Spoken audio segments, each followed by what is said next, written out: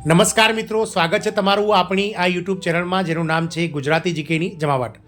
મિત્રો, દેશભરના મહિલા અને બાળ વિકાસ વિભાગના નેજા હેઠળ ICDS પ્રોજેક્ટમાં કામ કરતા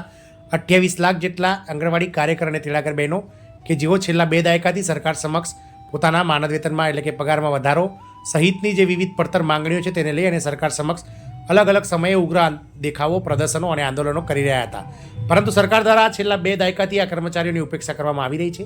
ગતરોજ 24 જૂનના રોજ પ્રી બજેટ મિટિંગ્સના જે આયોજન કરવામાં આવ્યું હતું નાણામંત્રી દ્વારા, તેમાં નિર્મલા સીતારામન સમક્ષ ભારતીય આંગણવાડી કર્મચારી યુનિયનના કેટલાક લીડરો જે છે તે કર્મચારી નાણામંત્રીને મળ્યા હતા અને તેમણે આંગણવાડી કર્મચારીઓને 20 જેટલી પડતર માંગણીઓ માટે માંગ કરી હતી, જેમાં લઈ અને નાણામંત્રી દ્વારા જે તે બજેટમાં મિત્રો તેના વિશે કંઈક જાહેરાત થશે તેવી આશાઓ જે છે તે મિત્રો આ કર્મચારી યુનિયનને બંધાવવામાં આવી હતી. આજે આ કર્મચારીઓ પણ મિત્રો આ બજેટમાં જે છે તે કંઈક વધારો મળશે તેવી આશા સાથે બેઠા હતા, પરંતુ બજેટમાં ફરીથી નિરાશા સાંપડી હતી અને કર્મચારીઓને જે છે તે મિત્રો સરકાર દ્વારા કોઈપણ જાતની જાહેરાત આ કર્મચારીઓ માટે કરવામાં ન આવી હતી, જેને લઈ અને હાલમાં સમગ્ર દેશમાં આંગણવાડી કર્મચારીઓ જે છે તે મિત્રો લડાયક મૂડમાં આવી ગયા છે અને અલગ અલગ જિલ્લાઓમાં તેમજ વડાપ્રધાનને જે છે તે મિત્રો આવેદનો આપી અને સરકારી કર્મચારીની જેમ આ કર્મચારીઓ પણ મિત્રો પોતાના હકો માટે હવે લડવા માંડ્યા છે. તો ગુજરાતમાં પણ મિત્રો સુરેન્દ્રનગર, અમદાવાદ, સુરત વગેરે સહિતના જે જિલ્લાઓમાં જે છે તે મિત્રો અલગ અલગ કલેક્ટર્સ અને મામલતદારોને જે છે તે કર્મચારી યુનિયનો દ્વારા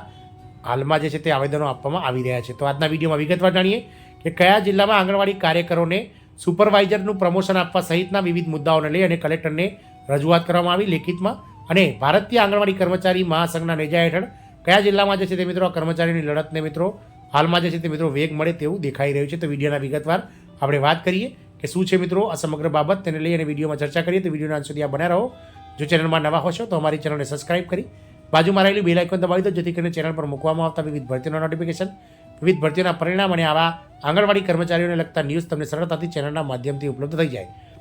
તો મિત્રો, આંગણવાડી કાર્યકરોને સુપરવાઇઝરનું પ્રમોશન આપવા સહિતના વિવિધ પડતર પ્રશ્નોને લઈ અને કલેક્ટરમાં રજૂઆત કરવામાં આવી છે. ગરમ નાસ્તા અને મસાલાના નાણાંમાં પણ મોંઘવારીને ધ્યાનમાં રહી અને વધારો કરવાને લઈ અને આંગણવાડી કર્મચારી દ્વારા કહેવામાં આવી હતી. વાત કરીએ મિત્રો મહેસાણા જિલ્લામાં, તો મહેસાણા જિલ્લામાં આંગણવાડી કાર્યકર અને હેલ્પરના 4 જેટલા મુખ્ય જે પડતર પ્રશ્નો છે તેનું નિરાકરણ લાવવા ભારતીય આંગણવાડી કર્મચારી મહાસંઘના નેજા હેઠળ મુખ્યમંત્રીને સંબોધી જિલ્લા કલેક્ટર કચેરીમાં લેખિત રજૂઆત કરાઈ હતી. જિલ્લામાં સિનિયોરિટી પ્રમાણે કાર્યકરોને સુપરવાઇઝરનું પ્રમોશન ઉંમરના બાદ વગર આપવું, સ્ટેના કારણે અટકેલી ભરતી બાબતે નીતિ વિષયક નિર્ણય લઈ પ્રમોશન આપવું, મોબાઈલના નાણાં તાત્કાલિક ચૂકવવા તેમજ બ્લાઉઝની સિલાઈ, ગરમ મસાલા અને નાસ્તાના નાણાંમાં મોંઘવારીને ધ્યાનમાં લઈ અને વધારો કરવાની માંગ આ કર્મચારીઓ દ્વારા જે છે તે લેખિતમાં કરવામાં આવી હતી. ગ્રેજ્યુટી નાણાં સમયસર ચૂકવવા અને MMYના સ્ટોકનું ભાડું ચૂકવવું, સમય સવારે 10:30 થી બપોરે 3 સુધીનો કરવો, વેકેશનમાં પણ પૂરક પોષણ લાભાર્થીઓના ઘરે આપીને વેકેશન લાભ આપવી સહિતનો માંગ જે છે તે આ કર્મચારીઓને કરવામાં આવી હતી. આમ મિત્રો, હાલમાં ગુજરાતમાં પણ જે 1.10 લાખ કરતાં વધારે જે મિત્રો આંગણવાડી કાર્યકર તેડાગર બહેનો છે તે હવે લડાયક મૂડમાં આવી ગયા છે અને અલગ અલગ જે જિલ્લાઓ છે તેમાં મિત્રો કલેક્ટર્સ અને મામલતદારને આવેદનો આપીને આ કર્મચારીઓ જે છે તે મિત્રો પોતાની વિવિધ માંગોને સરકાર સમક્ષ પહોંચાડવાની કોશિશ કરી રહ્યા છે. જોવાનું એ રહે છે કે સરકાર આગામી દિવાળીના જે તહેવારો આવી રહ્યા છે તે પહેલાં આ કર્મચારીઓની જે છે તે મિત્રો માંગને સ્વીકારે છે કે નહીં એ તો સમય બતાવશે, કારણ કે છેલ્લા 8 વર્ષથી કેન્દ્ર સરકાર દ્વારા જે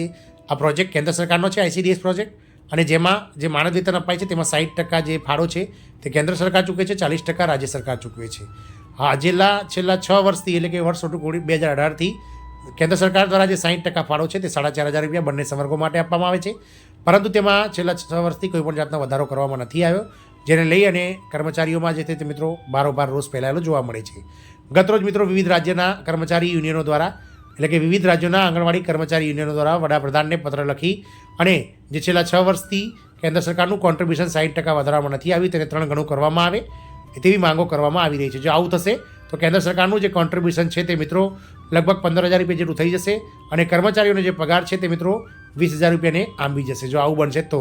મિત્રો આગામી સમયમાં સરકાર અને વડાપ્રધાન આ કર્મચારીઓની રાહ સાંભળે અને કર્મચારીઓનો પગાર હાલની મોંઘવારી પ્રમાણે થાય તેવી આશા છે. જય હિન્દ, અસ્તુ.